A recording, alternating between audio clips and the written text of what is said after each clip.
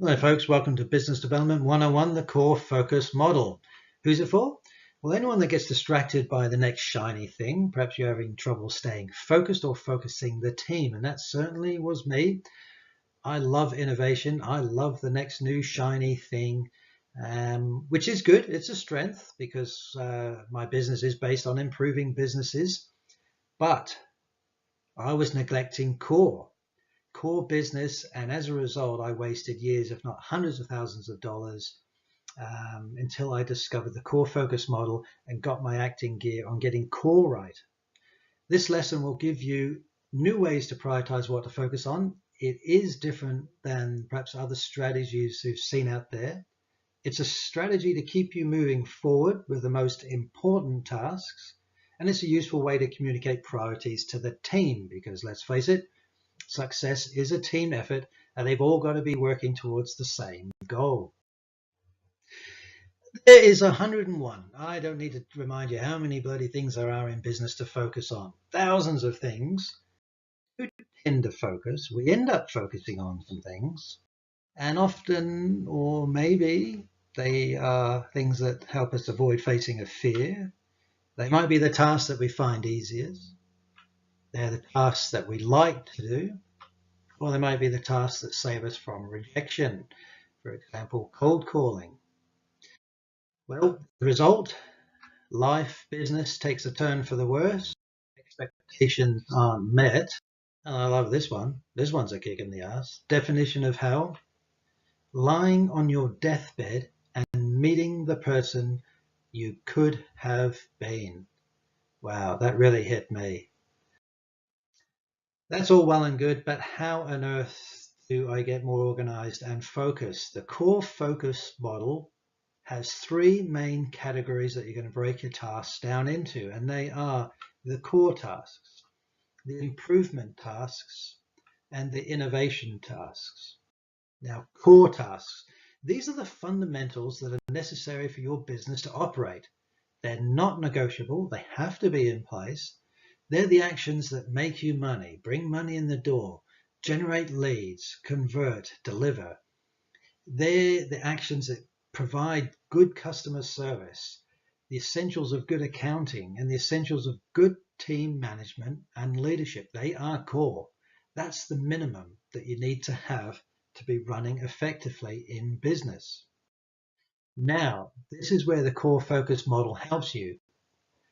You only move from core tasks to the improved tasks when you've got core sorted out.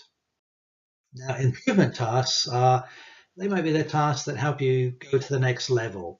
They might be the tasks about improving your systems and procedures, improving your website. And I get a lot of clients lately wanting to improve their website. And when we review their core business is severely lacking. For example, they might have not a great conversion or lead generation strategy. Their service may be dropping the ball in some areas, yet they're wanting to improve their website. Improving the website is not the issue. They might have a database of existing clients or past clients that are not even tapping into, yet they want to improve their marketing strategy. Well, they haven't even got the core right. So improving tasks is, you might need new equipment, new building improvement. You might want to improve the product or service, but you don't do the improvement until you've got core sorted. Fixing things is not core. Things have got to be good. There's got to be that minimal standard already existing. That is core. So improving isn't about improving what already should be good. That's a core task. Improving is taking you to the next level. So only when core and improvement is taken care of do you move on to innovate. Now, if you are like me, I'm always wanting to improve things. So what I used to tend to do was I'd look at my task and I'd end up doing things in the day that were all about improving, but weren't generating leads or generating conversions or making more contacts, improving my mind. I was distracting because I like to do improvements and innovation, and I was dropping the ball on core. So get your core sorted. get the money coming in the door, then work on improvement. Then you can go to innovate. When core and improvement's done, then think about innovation, because innovation takes time and can take a lot of money to deliver. Innovation is about the new widgets, the new services you might need to implement. It might be new processes. It might be the new markets or new opportunities, that wonderful blue ocean that you can tap into with uncontested market space. Innovation might be R&D. And again, it does tend to be the most expensive and the longest to deliver. And if your core is not taken care of and you don't have the cash flow coming in and you're busy innovating and improving, there's a very good chance you'll go bust. I haven't gone bankrupt, but I've certainly hit some massive financial holes because I just got so obsessed with innovating and neglecting core. And I see this with my clients as well. And this is how we can make some significant progress with them very quickly, because we simply direct the same time and energy into core that was being watered away into improving and innovating that didn't deliver cash flow, and suddenly profits and cash flow will increase, and does increase quite rapidly. How to apply this model to your day? Well, here's some examples, and you probably come up with your own. You might want to start first brainstorming a list of what is core, what is improvement, and what is innovation, because if you don't know, it's going to be hard to catch yourself doing one when you should be doing the other. You might want to look at a time period. That might be next week, this month, quarter, or this year, or it might be a specific project, or it might be a particular phase of the business. Brainstorm the core, improvement, and innovation tasks, and sit back and have a look and reflect on what you've put down there and what you're doing currently.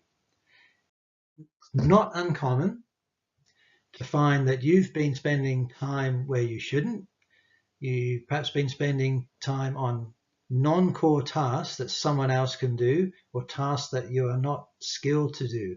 And that is a fantastic insight, because you can improve your efficiency by offloading these tasks. You've only got so many hours in the day.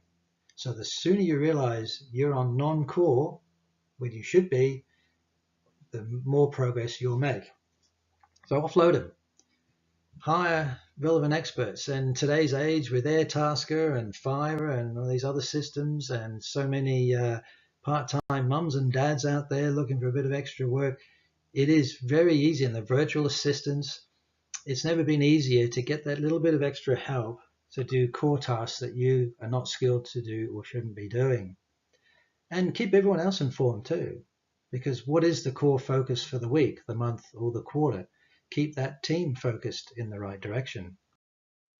You might want to make some nice little graphics and stick them perhaps on the wall, stick them in your diary, or put them on your desk, or by the water cooler in the lunchroom, whatever suits your business, to help you catch yourself and remember what you should be focusing on, and help the team remember too that the system, the process, the values, the culture in the business now is to focus on core, improve, and innovate, but in that sequence. And your weekly or daily to-do list. You probably have one of these already, and you might prioritize what you do in the day, what has to happen in the day. You might want to now look at those tasks or actions and categorize them as core or improvement.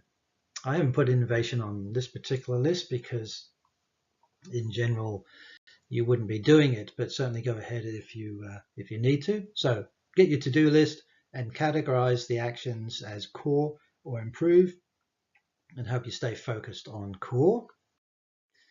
Get yourself throughout the day and monitor the team. Now, certainly someone in the team might have to be focusing on innovation or improvement, but there might be someone that is getting distracted and overwhelmed, or just picking things they like to do and doing a lot of improving or innovating that really isn't moving the bus to the final destination. And then at the end of the month, someone's getting pissed off that core actions weren't done. So monitor the team, keep them focused. And remember, as a general rule of thumb, get your core done first. then focus on improving things, and then lastly, look at innovating. Is there an exception to the rule? Well, every rule's got an exception. Can improve or innovate become the core focus? Yes, especially when your market becomes saturated and you're competing on price. Very nicely placed, been there, helped clients out of that a few times. When growth has stagnated, again, another nasty place, been there, definitely helped clients that a lot. And when there is a change in what your target customer wants or needs, so let's face it, that's a fact of life. Customer needs and wants change, and we all have to be really on top of that and catering to that. Otherwise, we're not going to be in business. And as I mentioned before, there is a wrong and a right way to innovate. It can take a lot of time and money if not done correctly. So I'm here to help. You can always contact me for advice or help you prioritize on what you should fix first or how best to innovate, and ask for my lessons and modules on innovation and improvement. That's it. The core focus model. It's been a pleasure. You can download the slides at that website address. And as always, I'm here to help. I'm here to help you. So if you want more lessons, more info, private session, contact me at that email and phone number. And you may want to think about booking a lunch and learn session if you're in Melbourne. That's where I come in. You guys kill two birds with one stone, really. You get some lunch and get to learn something, or we might even workshop a solution during that lunch period. So that's killing three birds with one stone. You get your lunch, you get some new info, and you actually solve a current issue or question. So lunch and learn. It's good fun. Love them. Anyway, enjoy and go forth and prosper. My name's David Lennon. Thank you.